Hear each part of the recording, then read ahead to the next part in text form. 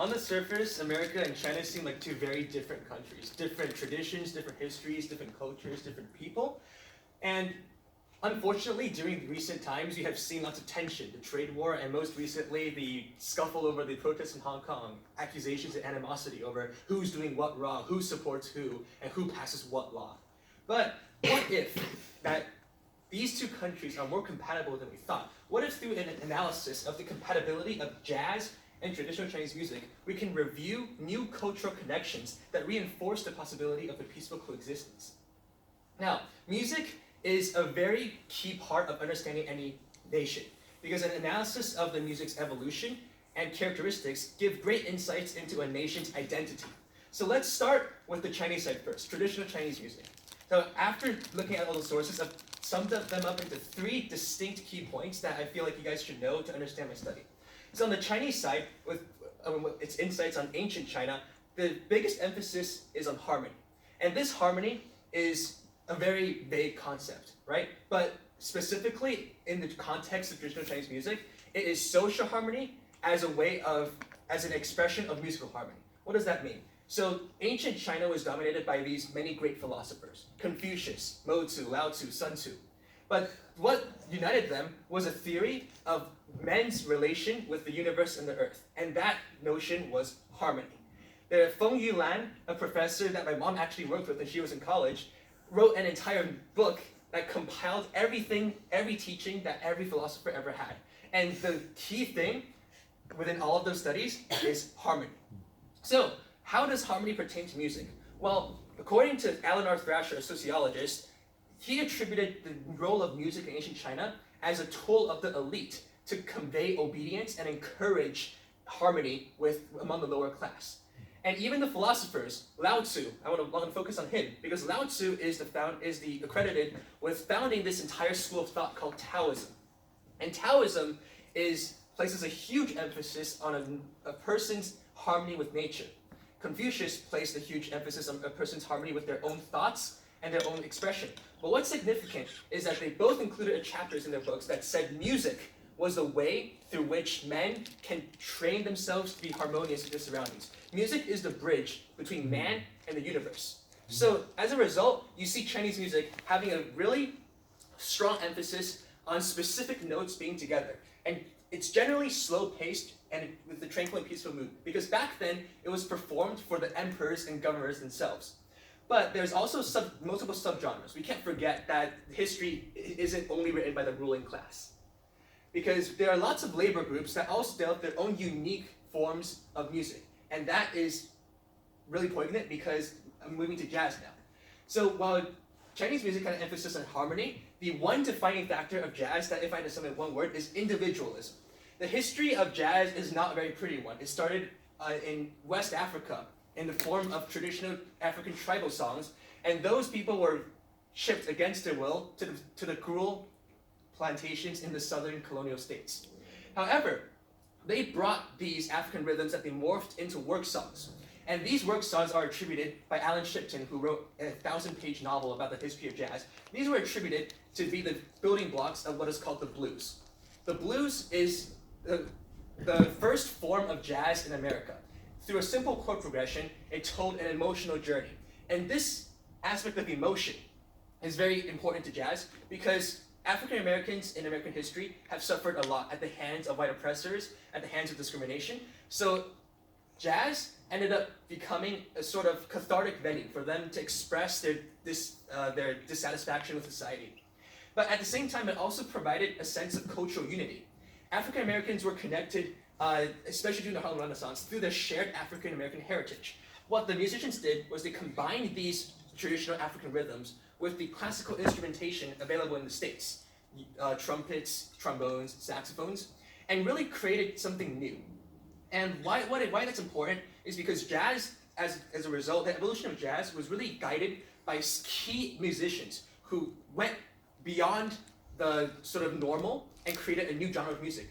And that is the reason why jazz is such a dynamic genre. Well, on the surface, this looks very irreconcilable, harmony versus individualism. But the bottom is that they both have groups that are rooted in labor conditions. So that might be a potential connection that both of these genres have components that were influenced by tough labor conditions and grew into unique genres of music. So let's get into the gap of the literature. All the sources that are observed about Chinese music and jazz can fall into one of 4 big categories: culture and theory for each genre. So what I have found most sources do is they stick within the genres themselves, the green arrows. They describe the connections between culture and theory. For example, what does the theory reflect about the culture? How did the culture affect the music theory? But I haven't seen any sources that connect them across the genres. There is one brave soul who managed to connect jazz theory with Chinese music theory by making John Coltrane's piece in terms of cyclical Chinese perspectives. That's one brave soul. But there's no one who drew connections between jazz culture and traditional Chinese culture, which is what I hope to fill. Thus, my research question: what are the points of compatibility between traditional Chinese music and jazz, and how can I combine elements of both into one composition? Here's it again. What are points of compatibility? This is a key term between traditional Chinese music and jazz, and how can I combine elements of both into one composition? Now, this question has 2 parts. The first is, let's go back to this diagram that was created not with any influence from Mr. Schmidt. So the first step of my methodology is to understand these green arrows, right? I have to first understand the sources available as to what connections are made within the genres. Once I understand them, only then can I start to connect. And the method I'll be using is content analysis, not meta-analysis, because meta-analysis will broaden my scope way too much. I will mostly be analyzing the connections between, and then drawing connections between the genres. And as a result, as a final product, I will be making a unique musical composition as a showcase of the principles I came to understand, which you will all get to hear at the end of the year. So my hypothesis is that there will be more points of compatibility than expected, especially between jazz and traditional Chinese labor songs, because similar roots, I theorize, might lead to similar musical features, similar rhythms, similar syncopation, and similar themes as well. So, why does this study matter? It's 2 things really. The first is that I want to join this conversation and reinforce the notion of the interconnectedness of music, which by extension is the interconnectedness of the human race. And if the interconnectedness of the human race is widely accepted, maybe we can decrease conflict in the world. But the second thing is that is something about values. Through discovering all these trends about these different genres, I've uncovered societal values that seem to have been lost in modern times. For example, on the Chinese side, there's this emphasis on harmony that was unfortunately lost in the Cultural Revolution, in the flurry of everything. With jazz, it's the American individualism and freedom that's now been marred by partisan politics and Trump's impeachment and everything. So it feels like this study is not only a musical study, it's a reminder of cultural roots that really came to define specific countries and how we should really understand them and bring them back into the discussion. Thank you. Okay. So, Bowen, what were your... It's better than mine. Yes, okay, great. Okay. So, what were your strategies you used to conduct your review of literature? And why did you select those strategies? Did you reject any strategies in your review of literature? Right, so as I said, my main strategy was content analysis. When I first started, I started looking into what jazz and traditional Chinese music really were by themselves, right? But then in order to, as I researched more, I found out that music is really not a standalone topic. It's influenced by so many other aspects: philosophy, history, political thought, and sometimes even economy, right? And I realized that in order to fully understand a genre, I would need to conduct content analysis on each of those topics. I would take the most prominent works about, for example, economy in China around the time of the Han Chinese dynasties, right?